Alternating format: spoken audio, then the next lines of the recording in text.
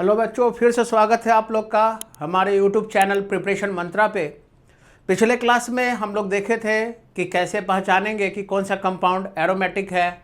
Non aromatic है और anti aromatic है। तो उसके लिए कुछ कंडीशन बताया गया था आप लोग को।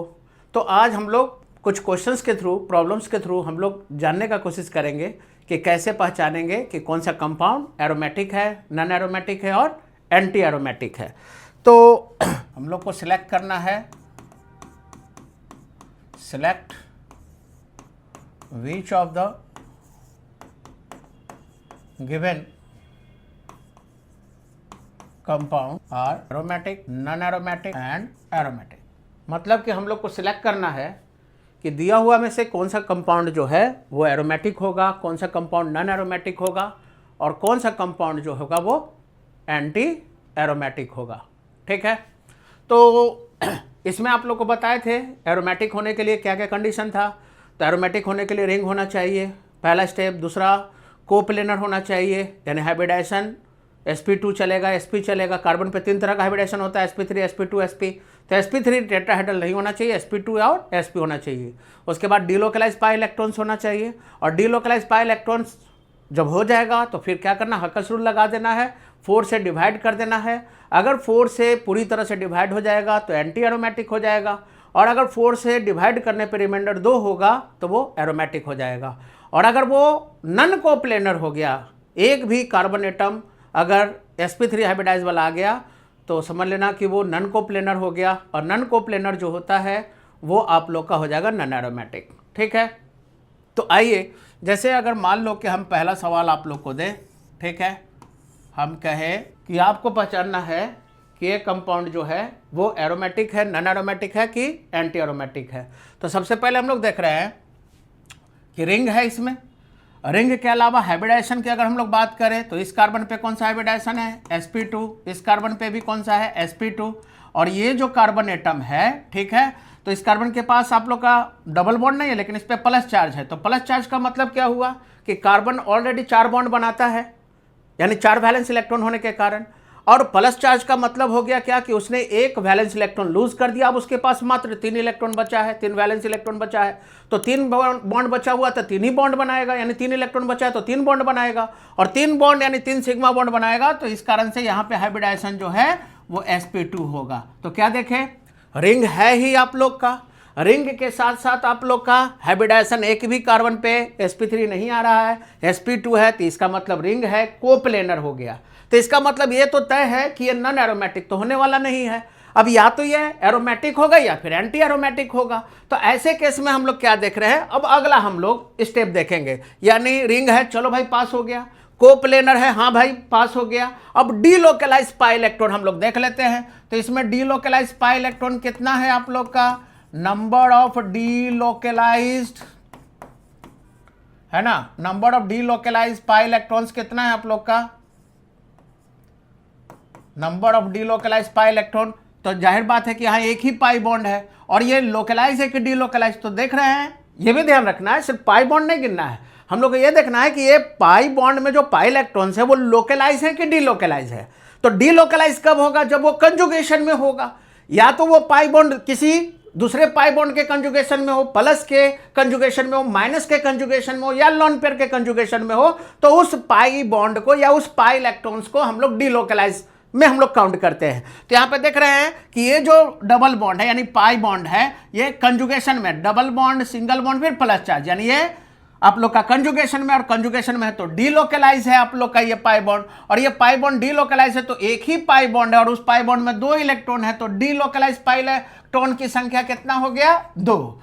तो चलो 3 स्टेप हम लोग निकाल लिए। रिंग हाँ है, कोप्लेनर हाँ है, डीलोकलाइज पाई इलेक्ट्रॉन्स है तो हाँ है, कितना है, 2 है। अब इसके बाद हम लोग ये काउंट करेंगे कि इसमें कौन सा फॉर्मूला हम लोग लगाएं। तो जाहिर सी बात है कि अगर हम क्या बताए थे कि अगर 4 से पूरी तरह से 4 से डिवाइड करने पे अगर पूरी तरह से कटेगा तो वो कंपाउंड जो होगा वो एंटी एरोमेटिक होगा, लेकिन रिमाइंडर अगर 2 आएगा तो वैसे केस में आप लोग का वो एरोमेटिक होगा। तो यहां तो 4 से तो ये डिवाइड होगा नहीं, तो हम लोग अगर लगाएं Huckel's rule 4n + 2 is equal to number of delocalized pi electron, तो डीलोकलाइज पाई इलेक्ट्रॉन कितना है, 2। और यहाँ पे n का वैल्यू जो आएगा वो कितना हो जाएगा 0। तो आपको बताए थे कि एरोमेटिक में ही n का वैल्यू 0 होगा, है ना। एरोमेटिक में n का वैल्यू 0 1 2 3 4 सब हो सकता है, लेकिन एरोमेटिक में, है ना, क्योंकि 4 से वो डिवाइड होना चाहिए तो उसका वैल्यू 1 2 3 4 होना चाहिए। तो यहाँ पे आप लोग देख रहे हो कि n का वैल्यू 0, और एरोमेटिक में बताए थे कि एरोमेटिक में n का वैल्यू 0 हो सकता है। तो n का वैल्यू 0 है, इसलिए ये कंपाउंड जो है वो किस कैटेगरी में आएगा, एरोमेटिक कंपाउंड में, यानी ये एरोमेटिक हो गया। इसी में अगर हम नेक्स्ट देखें, अगर इस तरह का केस है कि बताओ ये क्या है आप लोग का, एरोमेटिक है, नॉन एरोमेटिक है कि एंटी एरोमेटिक है, तो यहाँ पे हम लोग क्या देख रहे हैं, रिंग तो है ही आप लोग का। रिंग के बाद फिर सेकंड स्टेप क्या देखना है कि कोप्लेनर है कि नॉन कोप्लेनर। तो आप लोग देख रहे हो कि इस कार्बन पे, यहाँ वाला जो कार्बन है आप लोग का, इस पे ना प्लस चार्ज है ना यहाँ पे माइनस चार्ज है। इसका मतलब है आप लोग का ना पाई इलेक्ट्रॉन से, इसका मतलब है कि यहाँ पे कार्बन चारों बॉन्ड बना रहा होगा, चारों सिग्मा बॉन्ड बना रहा होगा, और यहाँ पे हाइब्रिडाइजेशन कौन सा हो रहा होगा, sp3। तो sp3 यानी कि टेट्राहेड्रल स्ट्रक्चर हो गया, और इसके कारण ये मॉलिक्यूल जो होगा वो कोप्लेनर नहीं बल्कि नन कोप्लेनर हो जाएगा। और नन कोप्लेनर हो जाएगा तो इसका मतलब है कि आगे कुछ नहीं करना है, इस कंपाउंड को हम लोग कह देंगे कि ये कंपाउंड जो है वो कैसा होगा आप लोग का, नॉन एरोमेटिक हो जाएगा। ठीक है, इस sp3 हाइब्रिडाइज कार्बन के कारण, यानी एक कार्बन एटम के कारण पूरा मॉलिक्यूल जो है वो नन कोप्लेनर इसको हम लोग कहेंगे, और जैसे ही नॉन कोप्लेनर हो गया तो वो नॉन एरोमेटिक हो जाएगा। ठीक है, इसी तरह से अगर हम लोग कहें कि यहाँ पे अगर हम लोग बात करें, है ना, यहाँ पे हम लोग दे देते हैं माइनस चार्ज। ठीक है, अब ये बताइए कि ये क्या है, एरोमेटिक है, नॉन एरोमेटिक है कि एंटी एरोमेटिक है। तो यहाँ पे हम लोग देख रहे हैं कि रिंग है भाई, चलो पहला रिंग तो है। रिंग के बाद फिर आप लोग का क्या देख रहे हो कि कोप्लेनर है कि नॉन कोप्लेनर। तो यहाँ पे आप लोग देख रहे हो sp2, यहाँ भी आप लोग देख रहे हो कि sp2 हाइब्रिडाइजेशन है आप लोग का, है ना, यहाँ sp2, या ये वाला जो है आप लोग का, ये भी आप लोग का sp2, और यहाँ पे आप लोग का क्या हो जाएगा, ये पिरामिडल स्ट्रक्चर बनेगा अगर माइनस चार्ज है तो आप लोग का, है ना। sp3 में पिरामिडल स्ट्रक्चर है, यानी कहने का मतलब कि टेट्राहेड्रल स्ट्रक्चर तो यहाँ पे बनेगा नहीं, तो इस कारण से ये कोप्लेनर है। तो इसका मतलब है कि रिंग हो गया, कोप्लेनर हो गया। अब कोप्लेनर के बाद हम लोग को ये चेक करना है कि इसमें पाई इलेक्ट्रॉन्स लोकलाइज है कि डीलोकलाइज है। तो यहाँ पे देख रहे हो कंजुगेशन में ये पाई बॉन्ड इस माइनस चार्ज के कंजुगेशन में है, बाद में ये माइनस चार्ज अंदर भी आएगा, वो फिर ये आगे की तरफ शिफ्ट हो जाएगा, यानी रेजोनेंस होगा। तो यहाँ पे आप लोग का क्या होगा कि number of delocalized pi electron की संख्या कितना होगा, तो डीलोकलाइज पाई इलेक्ट्रॉन की संख्या होगा, इस पाई बॉन्ड से तो 2 होगा ही, ये माइनस चार्ज में भी आप लोग का, ये चूंकि आप लोग का 2 इलेक्ट्रॉन है तो ये भी काउंट होगा आप लोग का, इसको भी हम लोग डीलोकलाइज पाई इलेक्ट्रॉन में काउंट करेंगे। क्यों? क्योंकि जब रेजोनेंस होगा तो ये भी आप लोग का फर्दर क्या होगा, पाई बॉन्ड में कन्वर्ट हो जाएगा। तो इसका मतलब है कि 2 यहाँ पे और यहाँ पे 2 इलेक्ट्रॉन, तो 2 और 2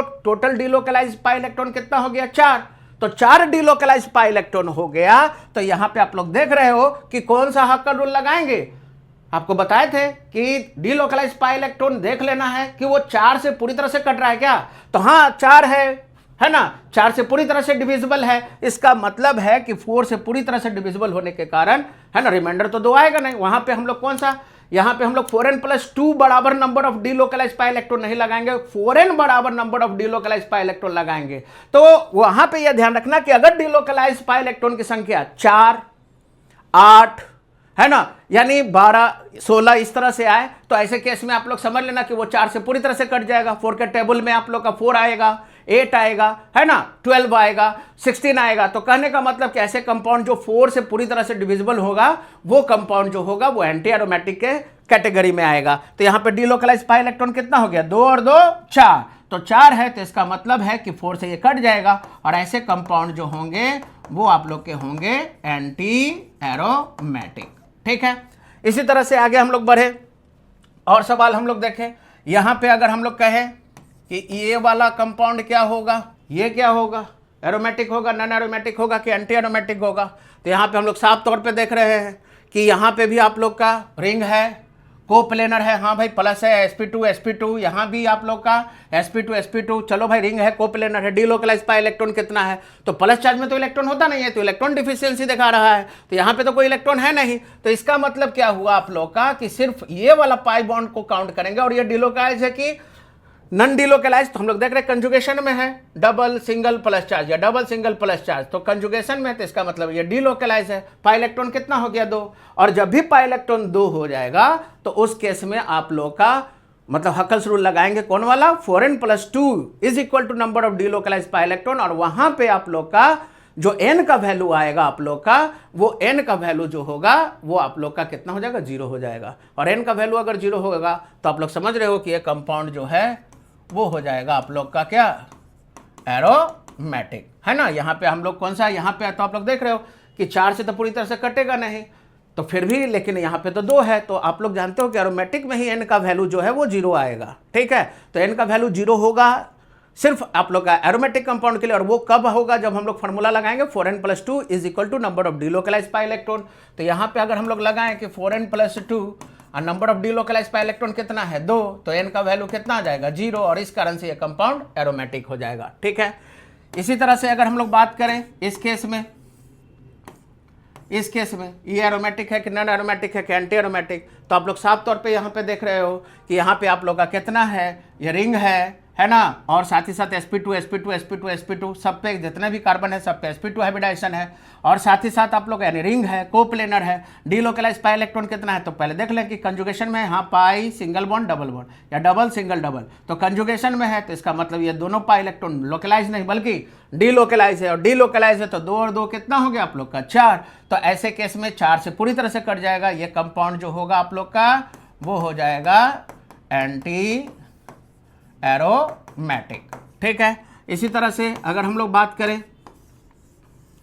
इस केस में, अगर यहाँ पे हम लोग ले, अब इसके बारे में पूछेगा तो आप लोग तो देख रहे हो कि यहाँ पे आप लोग का ये डिलोकलाइज नहीं है, आप लोग का ये लोकलाइज हो गया आप लोग का, और यहाँ पे या अगर हम यहाँ प्लस दे दें, यहाँ पे हम छोड़ दें, तो इस केस में आप लोग देख रहे हो कि यहाँ पे कौन सा हाइब्रिडाइजेशन हो गया sp3, और इसके कारण ये मॉलिक्यूल जो होगा वो कोप्लेनर नहीं बल्कि नॉन कोप्लेनर, और जब नॉन कोप्लेनर होगा तो वैसे केस में आप लोग का ये क्या हो जाएगा, नॉन एरोमेटिक हो जाएगा,